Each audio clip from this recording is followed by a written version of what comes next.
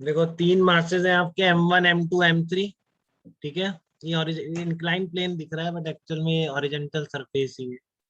ठीक है, एक हॉरिजॉन्टल सरफेस है और रफ सरफेस है। यहाँ रफ है बस, बाकी कहीं पे भी फ्रिक्शन नहीं।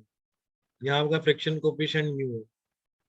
ठीक है, coefficient of friction between M2 and M3 is mu and all other surfaces are smooth. Then you have to find out the minimum value of force capital F। किसके लिए? अच्छा, इसको रोक के रखने के लिए। ठीक है ना, in order to prevent the downward slipping of M. गिरना नहीं चाहिए बेटा, देखो नीचे कोई कुछ है नहीं इसमें, तो आप ऐसे रखोगे तो गिर जाएगा। ठीक है, ऐसे रखोगे तो ये गिर जाता होगा, मतलब फ्रिक्शन सफिशिएंट नहीं होता होगा इसको रोकने के लिए। तो वो सब आप चेक नहीं कर सकते क्योंकि आपको जस्ट म्यू बता रखा है इसने, तो हम मान के चलेंगे कि वैसे ही गिर जा रहा हो। और जब आप इसको धक्का दोगे तो फिर ये नहीं गिरे।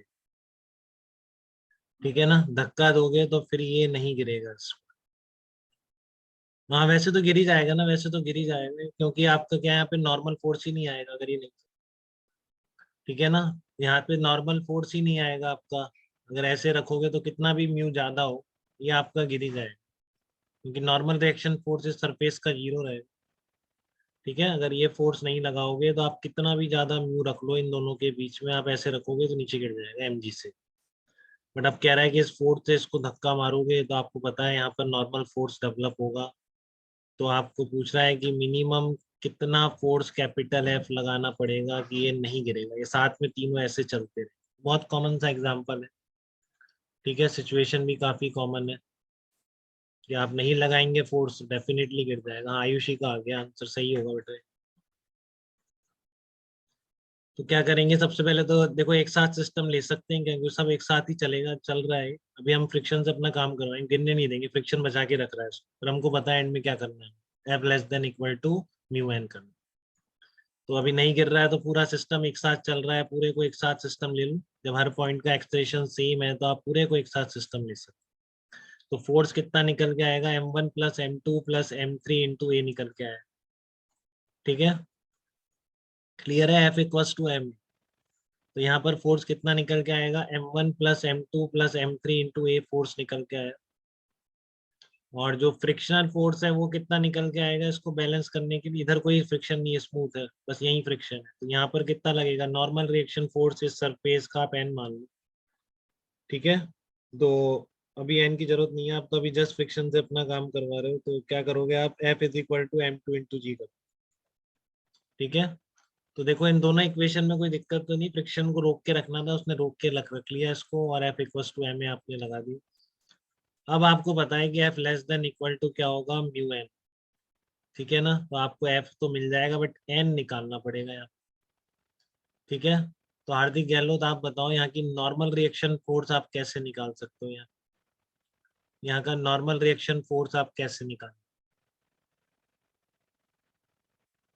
इस सरफेस का नॉर्मल फोर्स आप कैसे निकाल।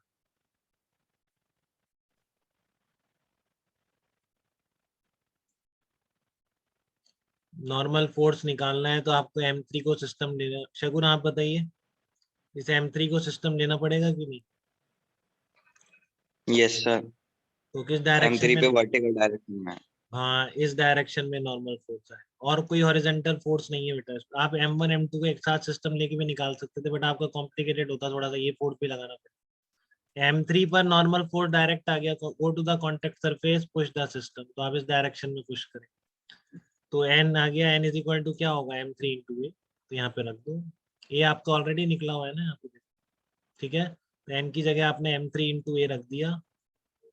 और बस अब आपको क्या निकालना है, M2G less than equal to A की वैल्यू उठा के रख दो एक साथ सिस्टम लेके तीनों को, जो आपने ये निकाला था। तो अपने आप आ गया, देखो F greater than equal to M2G upon mu M3 into M1 plus M2 plus M3। क्या आप इससे ज्यादा फोर्स लगा के रख, ग्रेटर देन इक्वल टू आ रहा है मतलब क्या, मिनिमम वैल्यू है ये फोर्स की, इससे ज्यादा ही लगा के रखोगे तब वो रुके। ठीक है, ये तो मिनिमम वैल्यू निकल के। तो कोई डाउट है कि आपको किस तरह से इनइक्वालिटीज हैंडल की जाएंगी फ्रिक्शन के क्वेश्चंस में?